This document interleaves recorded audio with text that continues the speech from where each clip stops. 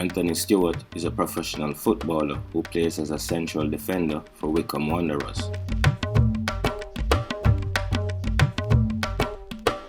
Stewart came through the Wycombe Wanderers youth system and was awarded his first professional contract in 2011.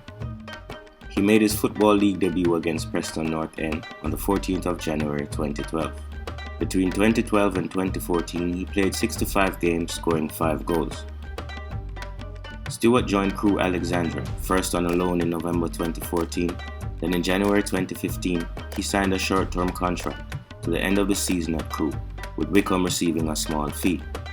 In June of 2015, having been released by Crewe at the end of the 2014-2015 season, Stewart rejoined Wycombe Wanderers.